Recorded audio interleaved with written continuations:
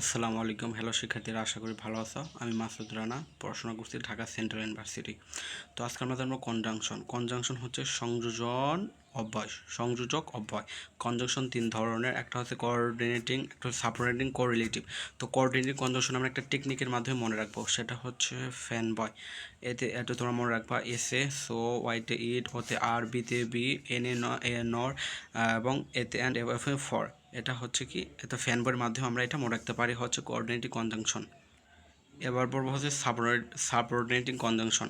তো subordinating conjunction অনেকগুলো আছে, তুমি বিকজ, দো, since, if, when, before, after, unless, while, এটা হচ্ছে টিল, এগুলো হচ্ছে সাবঅর্ডিনেটিং কনজাংশন। আর কোরিলেটিভ কনজাংশন মানে হচ্ছে কি, মানে জোড়ায় জোড়ায় থাকবে, either dot or, neither dot নর, বদ dot and, not only dot but also, weather dot or. তো ধন্যবাদ শিক্ষার্থীরা। আশা করি তোমাদের ক্লাসটা ভালো লাগছে। ভালো লাগলে লাইক, কমেন্ট, শেয়ার করবে এবং আমাকে ফলো দিয়ে রাখবে। এটা আমার নতুন চ্যানেল। তো আশা করি তোমাদের পাশে পাবো এবং তোমাদের সার্বিক সহযোগিতা পাবো ইনশাল্লাহ।